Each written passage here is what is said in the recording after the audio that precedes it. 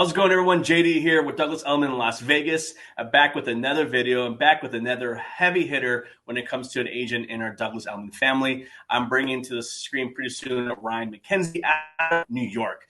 So she's a great story. She's been in the game for a long time, started as early in high school. She's a decorated gymnast. She actually trained for the Olympics in the rhythm gymnast as well. She runs and owns the Ryan McKenzie team out in New York, and she also won numerous awards, being the top broker in New York at a very young age. I think the youngest to receive that award, and also been on many publications from New York Times, Wall Street Journal. So a lot of accolades, but she has a great story. So I'm going to bring her onto the screen right now. McKenzie, how are you? Hi, I'm doing so well. Awesome. I'm like, what day is it? Happy Tuesday. It's a Tuesday. It's a Tuesday. Absolutely. It's funny. People always ask, they say, well, have a great weekend. I'm like, I guess I'm going to be working, but sure. It's an anomaly to me when Yeah, people are like, "Oh yeah, it's Friday." I'm like, "Cool, more work." sure. Um, Yeah. well, I will point something out to all of our viewers because ever since Element's email Outlook switched up having our last name go first and our first name go second, people just call me Ryan now. And like people who've known me for decades, they're like, "Oh, hey Ryan." I'm like, "Do you think I just changed my name from Mackenzie to something else?" So for all No, our actually, viewers, it's Mackenzie Ryan, but honestly, I'm just happy for people to call me yeah. and acknowledge me, so it's fine. Yeah. I was actually going to ask you that because I see both, right? So I'm sure you got that confused all the time. Yeah. Yeah. It's honestly, it's my ideal to just pull a Madonna or a Prince, and I There we just go. want to go by Mackenzie. That's the I goal. don't need a last name. I don't need anything else. There's only one Mackenzie in real estate that is noteworthy. All right, so we go, Mackenzie. We have a great story. A great story. I want to go into that to kind of talking about. Sometimes it's uncomfortable for people to talk about. This is your bragging rights. This is your time to shine. Tell us, how you got into the business, and then what you're doing right now. All right, brag time. I'm going to Yeah. give myself 2 minutes max. Okay. I'll time you. um, I have had two careers and two careers only. One was as a child prodigy athlete. I went to my first Junior Olympics when I was 8 years old. Okay. Won a silver medal, not the gold, but that's okay. It's a good start if you can go to any Olympic level and like Yeah. get a medal. Um, and around that time, I was also um, two books were written about me from Random House called "I'm a Gymnast and I Love Gymnastics." And it's not just like I'm on the cover; it's like these books are about me. Let's go. And I just started on this Olympic track to be the best at everything that I did. A habit that I'm looking to unwind and unlearn a little bit as I'm now in my 30s, and it's proven very successful for getting me to where I am. But I have to also realize that being a perfectionist at all points in the day is just not really sustainable to also being healthy and feeling lots of joy and balance. So from a very young age, I trained as a rhythmic gymnast, which is one of the hardest sports and one of the most competitive sports because it really does require perfection. You're using athleticism, acrobatics. You're using apparatus as well. So Yeah. you're, ribbon, hoop, ball, clubs, rope, and floor. And you Did need you to do it do all? yeah. So it's interesting. People will say, "Oh, what was like your sport?" You compete in all of it. So learning how to do a million things while your hoop is up in the air and you need to contort yourself and smile and roll on the floor and jump up and catch it with your leg is pretty much like real estate. Where you're doing a million things at once and remaining graceful and smiling and happy, but also competing at the very highest level that you have inside of you. Yeah. So Yeah. my career as an athlete led into my career as a business person, and I started working in real estate. My first job was at 14 down in Soho for it's called New York Commercial Real Estate, and this Okay. woman Beth hired me to basically show all of her lease all of her like spaces and do all of her Craigslist ads and like meet clients and take them all about. At 14? So yeah.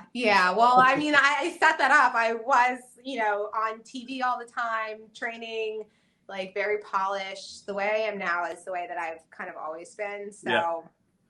Wow. one just led right into the other. I'm giving you the abbreviated 2 minutes, JD. No, for sure. I'm going to read those books. I'm very curious now. That's cool. I'll send you some copies. There you go. And make sure you sign it. I will sign it, Jeff McKenzie. But yeah, my career in real estate really is so inlaid with my career as an athlete. It's just, you have to be determined, you have to be focused, you have to have consistency, which is a very hard skill to pick up later in life. So, those things were just ingrained in me from a very young age. I'm too competitive. So I've learned, I don't know if there is such a thing as too competitive, but if you want to also have like friends and have like people like you have to also learn other attributes as well. So I'm a hyper competitor, and I hate losing like a lot. Like it's a lot for me. Yeah. So instead, I just try to work on how to be my best all the time and like win as much as possible. It's impressive your story at such an early age at 14. I mean, you're kind of just bred for this. You're born for this, which is crazy. But it's funny. A lot of athletes who go in from being obviously such a high skilled competitor that go into real estate or any business do really, really well. I mean, really, because you are so ultra focused and you really strive for perfection. So they have their skill set and they're just really just dialed in and dialed. It's amazing. I know a lot of people like that. Which is another good thing you said was the consistency, right? For me, I learned at a young age too. People say practice makes perfect, and I never say that. It's practice makes consistency, right? And so that's what's a huge thing people say, because in this industry, consistency is huge, right? So you're not striving for perfection because there's no such thing. I don't believe in that, but it's consistency and how you do your business day to day, day in and out. But you already have that in your mind. It's already dialed in. People need to learn that, but you already have that because of your prior, experiences. Yeah. And I think especially in real estate, where it's like, you don't need to be a physicist, or you don't need to be like a neurosurgeon. You just need to pick one or two things and focus on being the best at it. Yeah. And the consistency part is tough because it's like, I mean, in a world where there are a million distractions, and in a world where, you and I probably get whatever horrific amount of emails that we get each day. Oh, don't even look at my inbox. And phone calls. Yeah. And then we're, getting digital marketing out there. The opportunity to not be consistent presents itself every second of the day. Okay. And so even just choosing your 1 to 2 hours in the morning where like your routine is it, like that's all you're doing. You're not responding to showing requests. You're not making eggs. You're just sitting there and doing those, I tell people it's like working out. Yeah. If you want to get like these big muscles, right? You go to the gym, you pick up weights, you go on a machine and you say, okay, I'm going to do, 3 sets with 10 reps. I'm going to do 30 of these or 40, whatever it is. Yeah. The ability to carry that over into business exercises or mental exercises or marketing exercises or business development exercises, it's the same exact thing. I'm going to pick these 10 people that I'm reaching out to. I'm going to write these 2 letters. I'm going to do this 1 social post. It has to be done every day. Yeah. And it's great because like, you don't need to be a genius. Like you don't need to be able to do 10 backflips either. You just need to pick a couple things and do them every single day. Yeah, I think 100%. I think it's right. But also identifying what you're good at too, right? So I thought that too, right? Like, hey, I'm naturally good at talking to people, so maybe I should make more meetings. Or I'm really good on the phone, I should make more phone calls, or whatever that looks like, right? But then, yeah, like to your point, find those and just start killing that. But in our industry, we got to make sure we do a little of everything on top of that, right? It's a little of this, a little of that. and that's important too. But I'm with you. The distractions are there for sure. And in the day, every appointment after, it's funny. It's a joke. After every showing with a client, I show my phone. It's like 30 text messages, 4 missed calls, kind of thing. I'm like that's your day. I'm like, that's literally my day. You know what I mean? And so I'm sure you get the same way. You know what I mean? And so it's constant.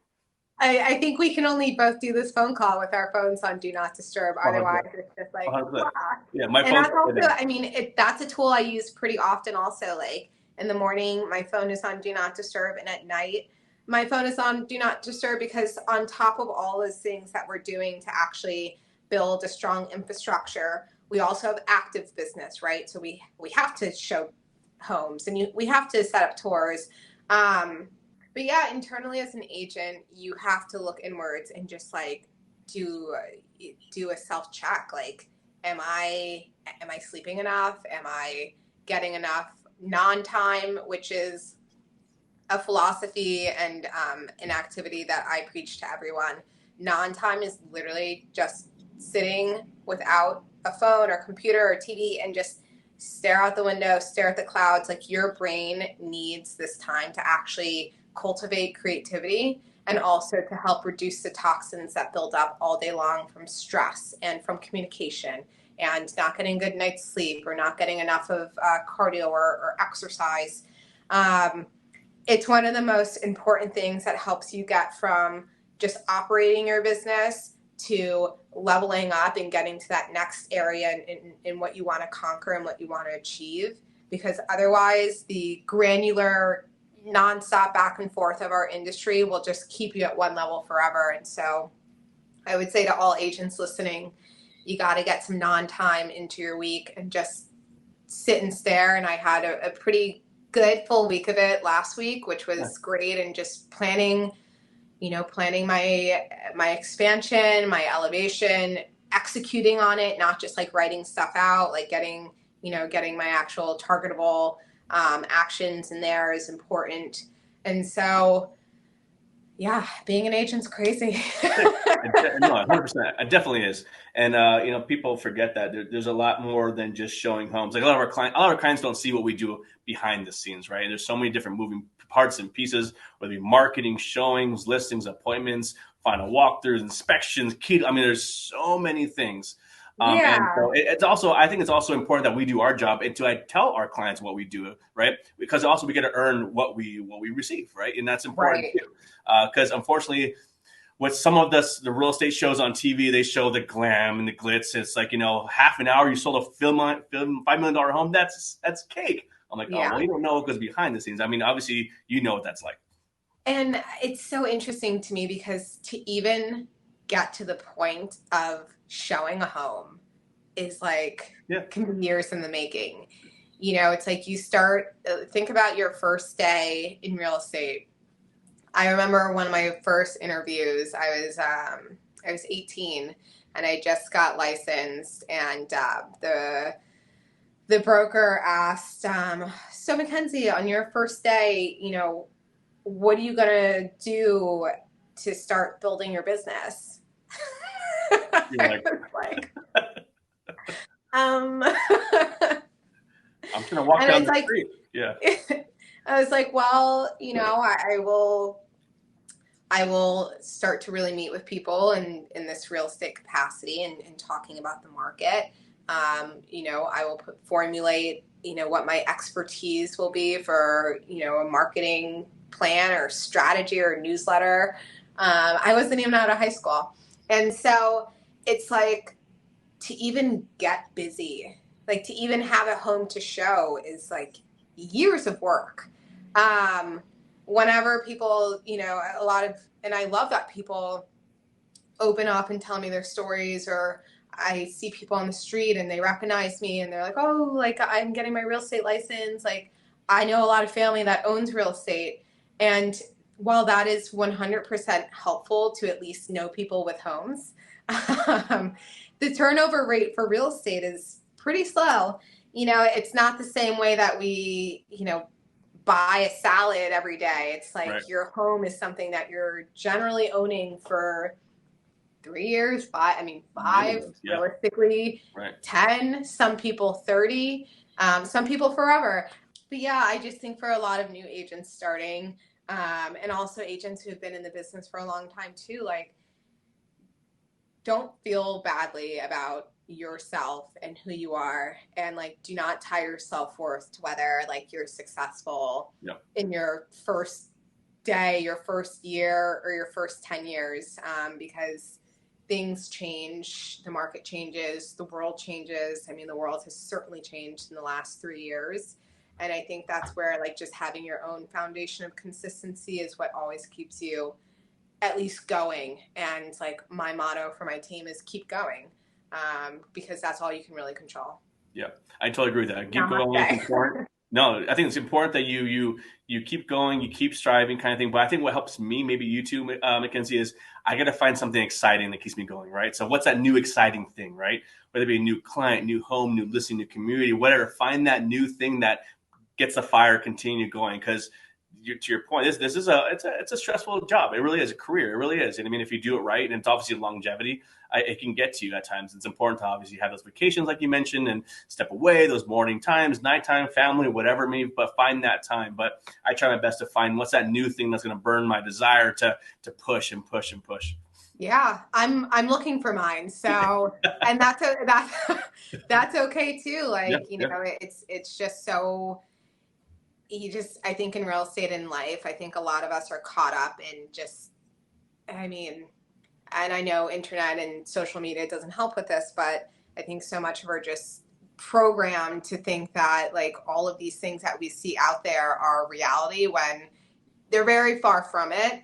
And I want real estate agents at this company, I want people, I want everyone to just like really be a little nicer to themselves. And it's something that has helped me, get through good times and bad times. It's just like, look, Sure. if I'm doing my best, then that's really great. Yeah.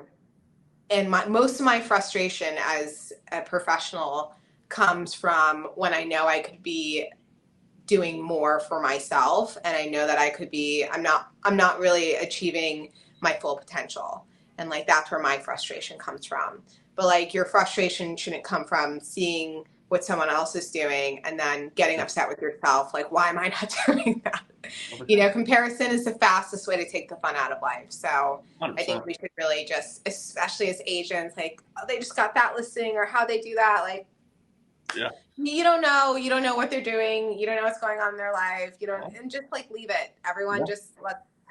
just leave it. I totally agree. So I can't think of any other industry, if you can maybe tell me or think of another industry where you promote your business and your win success on social media like that. Is there anything like that? Not as heavy. No, exactly, right. So it's if you think about it, yeah, it's like good and bad. It's always good to have people you look up to, right?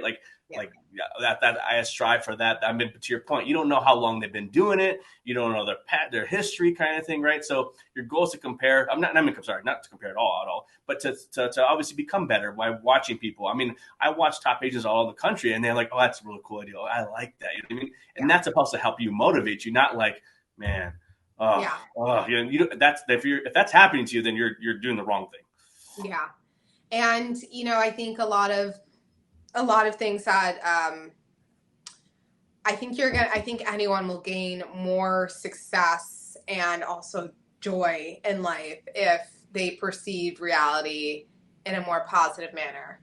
Because like we control our perception of everything. And so if you see something and you perceive it as not the DNA for being a successful broker.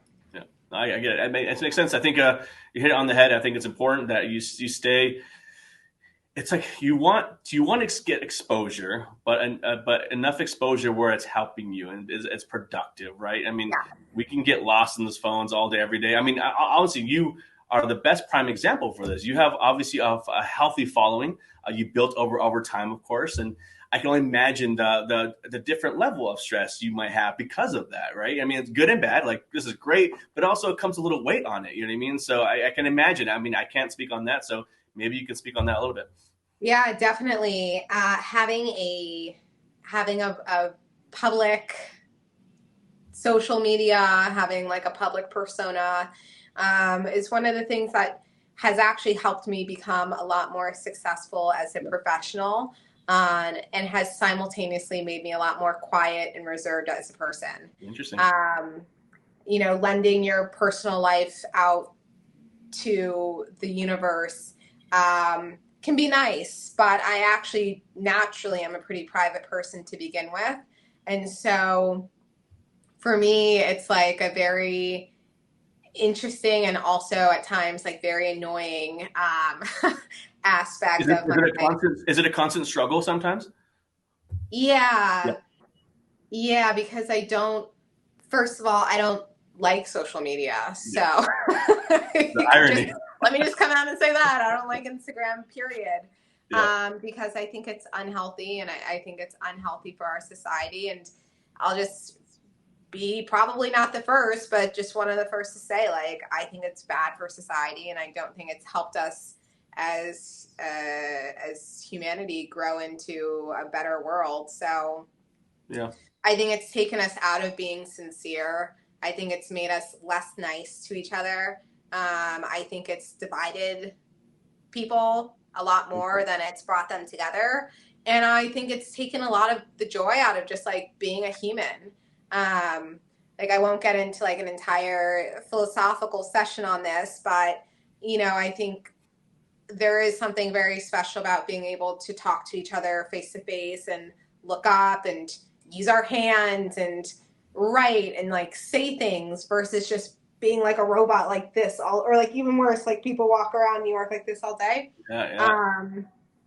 You know, I don't think that's good for humanity. So I have like my own internal my own internal issue with social media, period. No, for sure. I think if we use it for better things, I would be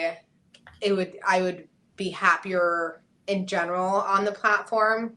And so instead I devised a strategy called the 3 Ps, and it's just about your profession, your personality, and your passion. So the 3 pillars of your brand. And so I created that back in 2018. I was in the middle of non-time. I was floating on a big, one of those big pink flamingo floaties that were like really big a couple years ago. And I was just at my grandparents' place, like floating out on the lake. And I was really thinking like, look, I know I have the talent, the charisma, the, you know, the fashion, the everything I need, basically all the ingredients to be like, to have a strong social media presence, but like, I hate it. So how can I do this thing that I don't like and be the very best at it without it like impeding on my actual life and happiness? And so I created the 3 pillars of the brand. And I was like, this takes all the guessing game out of what do I post or who am I or like what am I talking about? And it just, in my mind, it created this category: personality, profession, passion. Okay, what are they? Real estate, history, architecture, ballet, athletics, New York City, restaurants. For each of those three things, I know I can create great imagery, great content. And instead of content, because I hate that word too, I use the word creativity. So I knew I could make some really creative stuff and just get it out there. And so that's what I started doing. I started telling stories about the history of New York. I started bringing ballet. So I was also a ballerina too, and just in the middle of also being a star gymnast. I was like, oh, I'll do ballet while I'm at it. Yeah, you have time. I always felt like, yeah, I just always felt like if I knew I could be the best at something and I loved it, I should do it. Yeah. Just like try a bunch of things in life and see what you enjoy. Right. So I started adding ballet in there, and I started adding ballet and real estate together. And people were like, what does being a ballerina have to do with like selling real estate?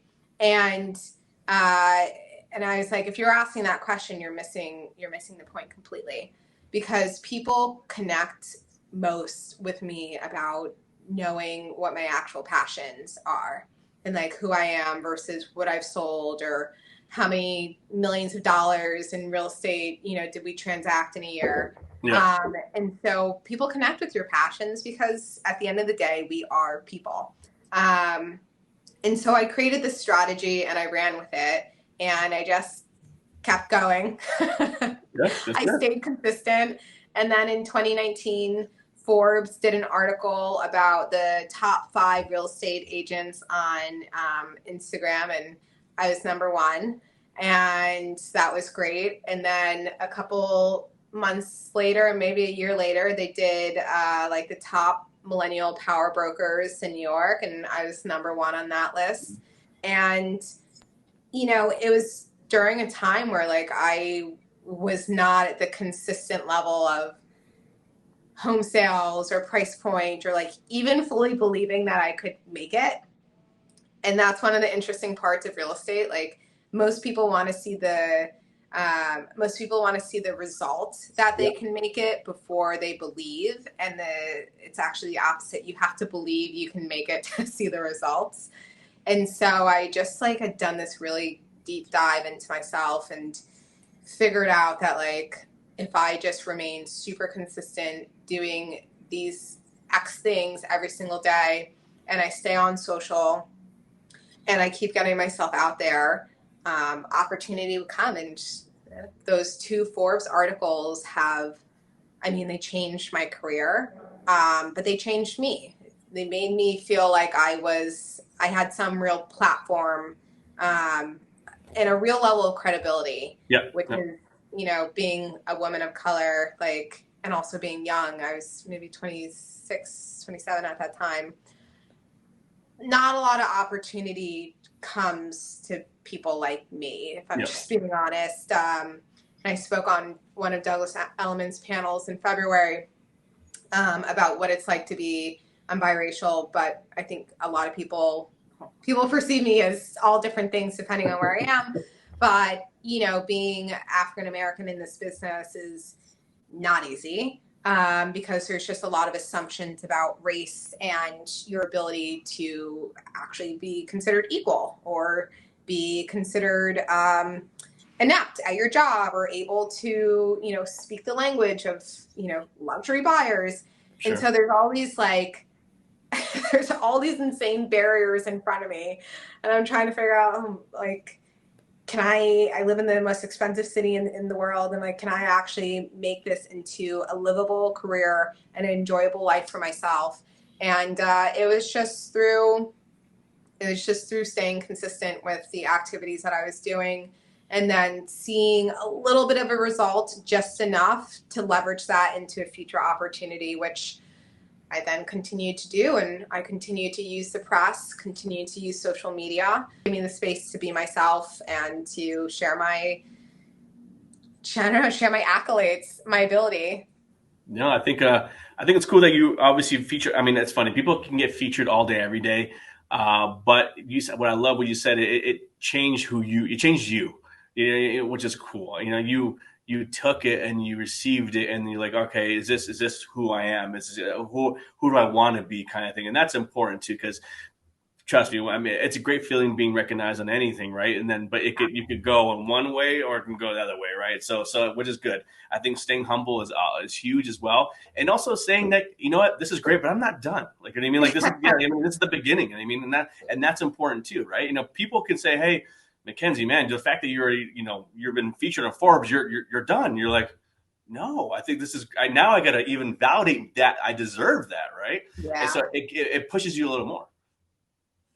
absolutely. I think one of the most attractive things about real estate, when I was young and I was like 14, was looking at this idea of unlimited potential, limitless potential. Really, it's like there's no one around me to say you can't do this, or you can't work 20 hours a day, or you can't go sell a $50 million home.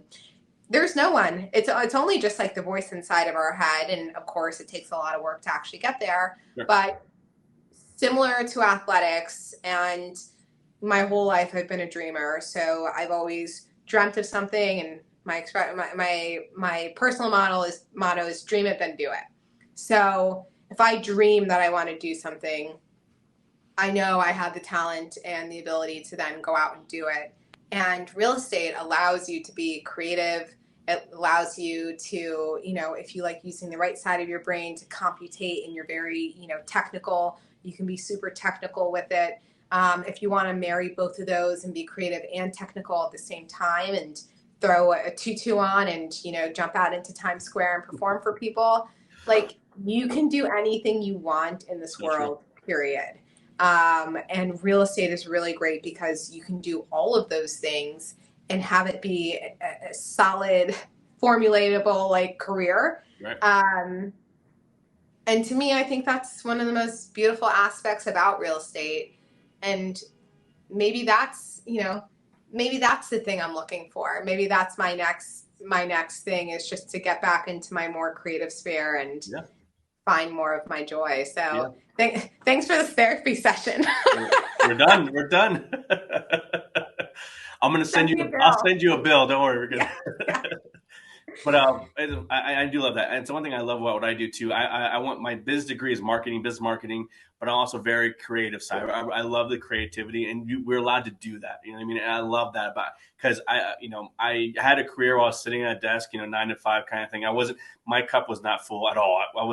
There's no joy for me. It was like, I need people, I need interaction, I need to be creative. So this, I can do both.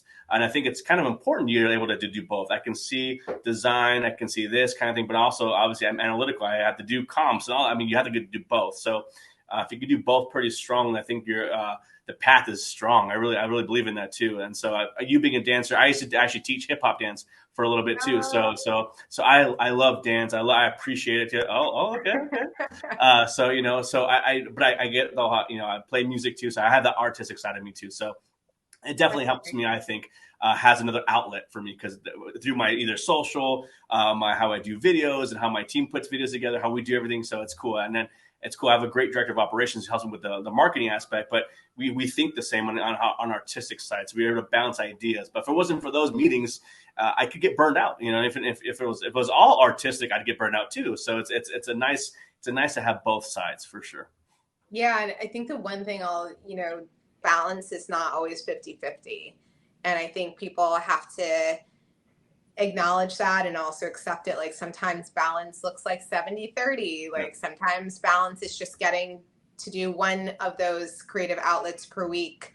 And like the more stringent we try to be with ourselves about like, this has to be that, like the less happy and successful you are. Yeah. And so my kind of scale is generally like 80%, maybe 80-70% work and 20-30% of like creative stuff. But sometimes my creative stuff like involves work, which is nice. And I don't mean like work like I'm typing, like it involves things that have to do with real estate and property. And it's great because I know some people watching who are just like, yeah, my day is generally filled with people needing things of me. And like when people constantly need things of you, it can drain. I mean, it just like drains you. I'm like, I couldn't imagine needing things. I don't ask for anything. And that's, something I will continue to work on. Like I just like always worked for stuff. So, but I'm like, wow, I could never imagine like needing all this stuff from all these people. Maybe I should. Maybe I should just need stuff all the time. No, I think it's no. You're right. I think it's important that you find that balance. But you're right. It's not gonna be 100% balance for sure. But if you find if it's an outlet for you for sanity, it's important. But yeah, I think you're right. I try to find my best. I try to find that everything I do has some kind of creativity in there because that's what keeps me going. And I love it. You know what I mean? So, but you're right. Some days gonna be like today is literally follow-up day. There's no creativity here. You know what I mean? But you're gonna have those days for sure. But then. Yeah, 100%. But then hopefully put a side note like, oh, don't forget this. Like, oh, I should do that. I mean, have that to the side. But yeah, it's gonna happen. But I think like you, like me, I think we do well is because we have a passion for this, right? That passion is there. No matter how bad the day is, the next day you go, let's go, let's get it. You know what I mean? So it's that passion's there, and I love it. People say, back to the grind. I say back to the passion because it's a passion of mine. I really enjoy what I do, and I think you do too. What is your actual passion within your work? Me, us people. 100%. Great. 100%. Yeah. If I was selling homes to robots, I wouldn't do it. You know, but it's the people, and that's what I think. People connection really, really fills me up. Whether you meet new people or just seeing the faces when they, you know, they close or whatever it is. Yeah, I mean, that always is rewarding in itself. that's great. What about you? What's your Mine's a pet? little, mine's a little different. um, ah, mine is okay. So I'll tell you what mine is, but Okay. it's definitely like it's definitely anchored in something else. Sure. My passion is my desire to be the very best and to like win. Yeah. And like, but and so I say that with like a little asterisk, and you need to like scroll to the bottom of the page Sure. to read what A the disclaimer. comment. Yeah. Yeah. What's the disclosure here? Yeah. Yeah. It's not just like I want to win so I can be the best. It's because of how I like grew up and what I grew up doing. And I mentioned a couple minutes ago that like I'm biracial, and so I was always an outsider in every world that I went to, and I identified with performance and sports and winning with like, oh cool, like I'm not accepted by anyone, I don't really have any friends, so like this will be the thing that I do that makes me happy. It's something for me that is not just like I want to win and be number one. It's like that's not important to me. But proving to myself that I can live up to my full potential, which is really, really high, is what drives me. And doing extremely good work for my clients within that passion is one of the reasons I'm where I am. Like, Yeah. Yeah. I'm talking to a client, it's like, I've never given up on anything. So, and I'm going to work. If you want someone to work at their very hardest for you, they need to work at their very hardest for themselves. Right. And like what I do is I push myself to achieve the highest level that I possibly can. And so my clients get really incredible work on their end. That's cool. I like your answer. I like this disclaimer too, loud and clear. I get it. I think Look, it's funny. JD, we need a lot of disclaimers in this world. So I'm just trying to like get people into, I'm just No, that's trying to cool. like lay the groundwork. It's funny. I think we have a similar story in the sense. I came from a community that I'm Hispanic, so I came in a predominantly white community, and I mean, so I was definitely, you know, trying to find my way, kind of thing too. But that's why I got into sports and everything else for that matter, right? So I almost I feel you. That's what I get to. I definitely feel you. I know what you're talking about, 100%. But Yeah. you want to prove yourself, and that's important. I mean, it makes me happy to prove myself because not saying there's doubters out there, but I feel that there could be. But so I'm going to prove them wrong. This is what I'm going to do. You know what I mean? So it fires me. It literally lights my fire as well. So I feel it. So we've got that trip. yeah, of course. It's always there. It's never coming off. So obviously we talked a lot about you, and I love learning about you. It's awesome. But let's talk about something interesting right now. The market. The market is very interesting right now, right? So what are you telling your clients right now? I mean, because obviously rates, inventory, new development. There's so many different factors now. You know, let's what are you telling? What's your elevator pitch for the market right now? What are you telling your clients? Absolutely. Right now is a market of opportunity and volume. We're not in a market, at least in New York, where you're breaking price records and breaking records, period. Right now is really devolving a strategy on how you can do the best work for your clients' needs and for their goals. And if that means on the sell side, you know, waiting for a little bit of a stronger market to list, then that's what we have to do. On the buy side, I'm telling all my clients, get out there. I mean, let's pound the pavement. That's the best way to get anything in New York is to put your sneakers on and like pound the pavement and Sure. go do it. And you have to be active. I don't want to use the word aggressive, but you have to be active. You have to be involved. You need to, you know, make offers. There's no way to like get what you want out if you're not going to put it in. Right.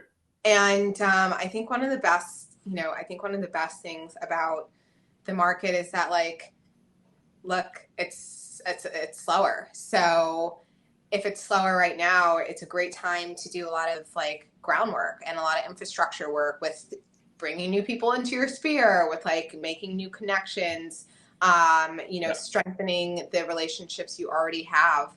And, I somehow, look, I know the market is slower. I haven't felt it that much aside from like our properties not going into contract in 30 days, which is something I've had to, it keeps me up at night. I'm not like going to gloss over it because I care so much and I want my clients to be happy and I want them to, be able to move their lives forward. And so like, it keeps me up and I'm like, shoot, like it's very, and it's not that it's stressful. It's like sad for me. Like, I feel like I want to do more and I less from dropping the price, we're doing everything we can. It's a good opportunity to add something else into your business. Okay. Like what's missing from it right now? But other than that, the market's fine. It goes up and down. Like Yeah. That's my elevator pitch. I'm floor 10. The market goes up and down. What do you want? No, I think it's important that I'm big on transparency, right? Be honest, like this, honest. Things are not flying off the shelves. That's not happening right now, but there's still opportunity out there. Not to be how aggressive, but do you want to be active? This is what we got to do to be active as a seller. This is what we're seeing right now. So it's not going to be within 30 days. It might take a little longer, but the buyers are still out there. I have buyers, they have buyers, so it's going to happen, guys. But obviously, I call it the COVID hangover. It's gone. That's gone. That time is gone. It's now we're kind of transitioning to a traditional market right now, right? So therefore, but at the same time, Mackenzie and JD, we're in the market. We're seeing what's happened, so we know what's happening, right? We're not just guessing. We see it because we have buyers too. We also have other listings too, right? So we collaborate. We see what's going on. So that comes with experience and obviously having that client, buyer, and sellers to support your evidence, right? So I think it's important that people understand that you're allowed to say your home's not going to sell tomorrow. It's just not. But this is what we're doing. We're doing A through Z to make sure that everyone can see it, all eyes on it. And of course, we're going to price accordingly to what the market's happening now. And obviously, if things should change, we'll let you know right away. I'm going to send you out for all my listing presentations. Done. That was perfect. Yeah, and I would say the biggest, especially in a city like New York, right now you cannot be priced by even $1 over where your property should trade.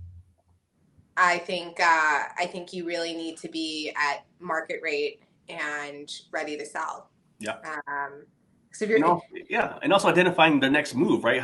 What's that next move look like? Is it important to liquidate now to get that? Because we might have a really good deal on that side too that you're missing out, right? So it's playing that game too. It's a big picture, and look, not every homeowner is like a real estate mogul. Like, it's okay to sell your home and to not cash out hundreds of thousands or millions of dollars. Like, real estate is not all just dollars and cents. It's quality of life. It's enjoyment. It's fulfillment. It's memories. It's family. It's relationships. It's work. It's like where, it's living in a neighborhood you love and you had the best 5 years of your life. Right. I think maybe getting a little bit away from this idea of like every transaction is like needs to be a grand slam out of the park. 'Cause it's kind of crazy. It's, not every trade you make is perfect or profitable. Yeah. What's helping is, back to your social media idea, right? Everyone's posting sold in 3 days, 200,000 over, right? Is that helping the agents? I'm going to say no. You know what I mean? So you can say client was happy, great experience. That's a win. That's a win, right? So so it's those false things out there, and so you're right. Yeah, and it's I don't know when that. Look, obviously, you buy something, you want to do well on it financially. That's human nature. But like that shouldn't be the end all be all of like every transaction. Because look, I think especially in New York, there's been such a pretty noticeable change in terms of the way people live and what luxury is actually defined as. Yep. You come to let's think of New York. In the I'm going to give everyone like a little history lesson right now. Yeah. Think of New York and like the Gilded Age, 1880 to 1920, which history, the Upper East Side was considered the epicenter of wealth and luxury and society in New York. If you were wealthy, you bought an apartment on Fifth Avenue, Park Avenue, Madison, and Lex, maybe. Like that's where wealthy society lived. Sure. And you know, for those homes in those buildings, which are all co-ops still, you're putting anywhere from 50% down to 100% down, and you had to bypass an extremely tough board to get into those buildings, and like very, very specific. And that was luxury living in New York. Okay, so now let's look at post-COVID. Who wants to put 50 to 100% down on a house? Okay. Who wants to go through a super rigorous board that could turn them down for any reason? No. And who wants to be told they can't rent their apartment or renovate it or do basically anything with it if a pandemic happens and they need to leave the city and they're left with this asset? Right. No. So that area has seen a lot of depression in pricing because that lifestyle is no longer desirable. Yes, people want flexibility. They want they want space. They want to be where there are amenities. They want to be able to list their apartment for rent if they want to go travel the world, if they want to do something different with their lives. Yeah. And so we're in a market that obviously has changed generally, but then there are all these like little subset details, like this thing on the Upper East Side that's happening that's all centered around lifestyle and finances and what luxury actually is defined as in New York City living in 2023. Right. And so it's like having all that knowledge and being able to talk to people about it and understand and see opportunity of like, okay, well, just because that family has left their, 15-room apartment on the Upper East Side, maybe there's some opportunity for a young family that's just up and coming to move in. Yeah. And so it's really the market's fine. I mean, it's going to be fine. The second the interest rates go down by even like 1%, like it's going to be flooded. So everyone just go do something that you enjoy for a little bit and the market will be back before you know it. It's funny. I think we notice more the market shift because we do what we do. But a lot of buyers out there, they know rates are high, but they're not affected by this because they're not shopping right now. They're kind of just like, okay, whatever. But then we're so much on the day to day. We just feel it's so high. It's so high. We're more worried about it than they are. I mean, 100%, right? And so we got to realize that too. It's stop putting on your shoulders. It's going to be okay, right? But to your point, figure it out. Just figure out. Be more strategic with your clients. Tell them what's opportunity. Tell them what timeline looks like. All that stuff, right? But back to your point, which I love what you said, is sometimes it's not about having that home run. It's about the quality of life and where you want to go next. What does that look like? What's your next move? And that's super important too. I've moved several people who wanted this, but they didn't get that. But we had that heart-to-heart conversation, like, hey, Mary, I know we want this home, but that home looks like it's still available. It's where all your friends are. You are recently a widow. You want, is that X amount you may be losing? Is that worth your happiness? She's like, JD, absolutely not. I'm like, well, that's your answer. You know what I mean? Obviously, I will say no. We'll keep pushing, but at a certain point, what is time for you? What's a value on time? You know what I mean? And so you're having those conversations, but that's where we have to do, our agents do a better job identifying that. You know what I mean? And so and helping them out because sometimes they just need to walk things through, and to have a better solution or to help them guide them. Because our job is to guide. I mean, we're not trying to tell them what to do, but like that's our goal. That's always our job. Yeah, questions are friends. Yep. So it's important to ask our clients those questions. But you mentioned a couple things, and what I want to see. Obviously, we don't have a crystal ball, Mackenzie, but with real estate changing, where people can work anywhere remotely, it's everyone. The shift is happening for sure in the last couple of years, for sure. But where do you see real estate going in the next 5 years? Obviously, from what you think, and no one's holding you to it.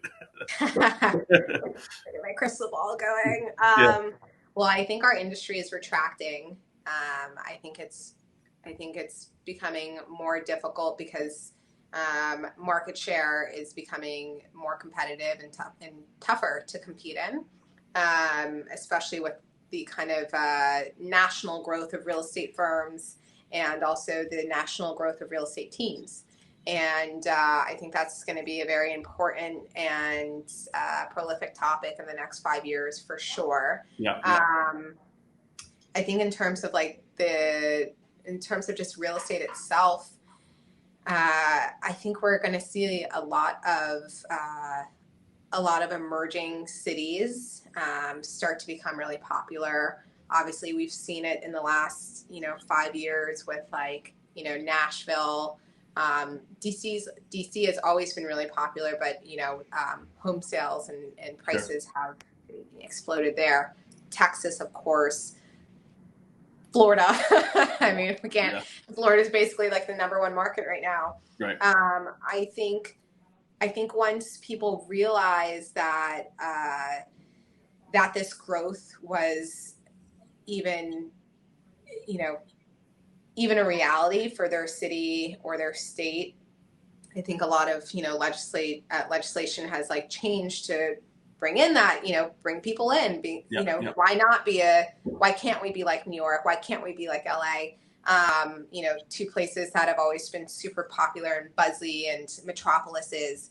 And so I think we're going to continue to see the expansion of American cities. Yeah. And, even places like Detroit are having a massive resurgence, big art scene, big music, obviously a history in music, history in industry.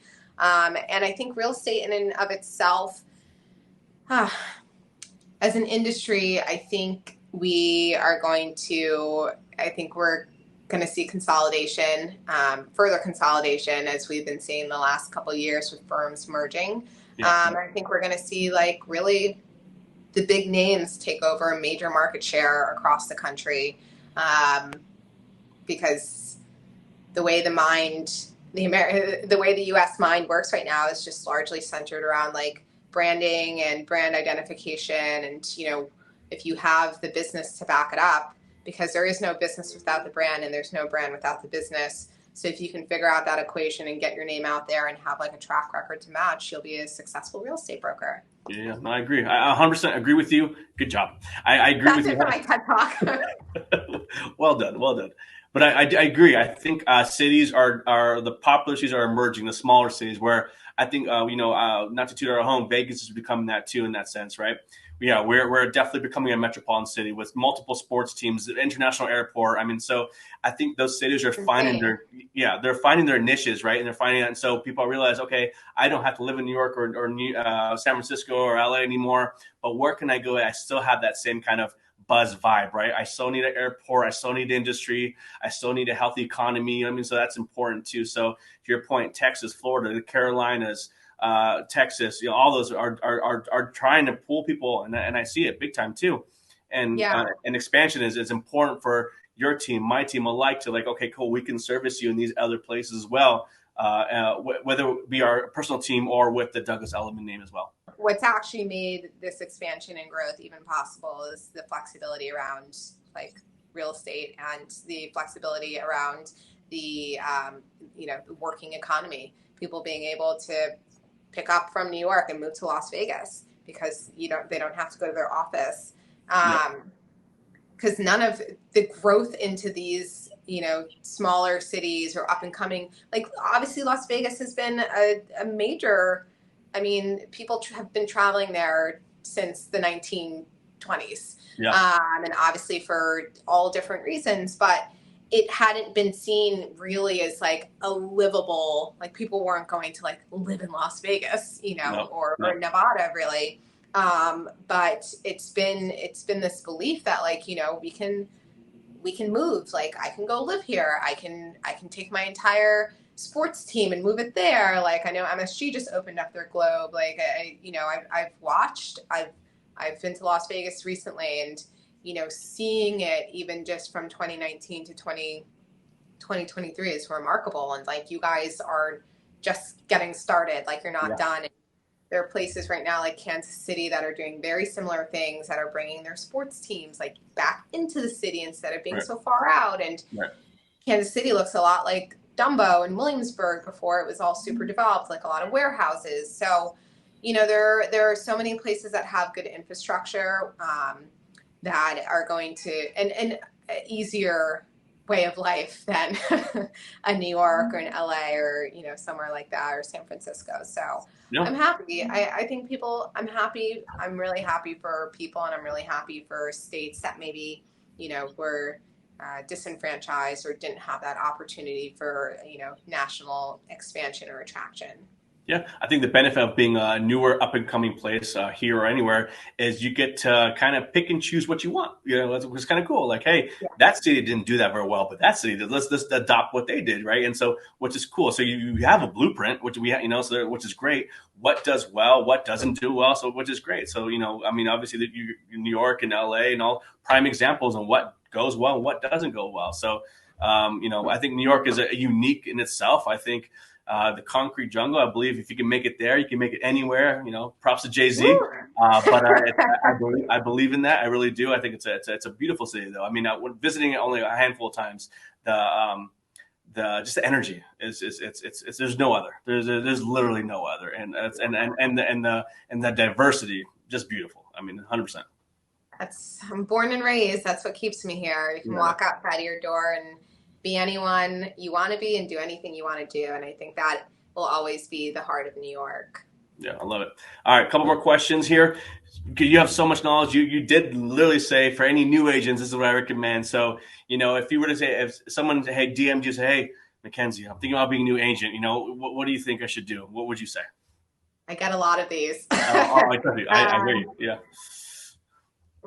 I would say, I think generally what I advise people on is to start thinking through like who their friends and family and sphere is, and like who you're going to be able to actually talk to and, be able to work with within the first year, and to really look closely. I did my whole career solo, and so I was never on a team, and I like built this from scratch.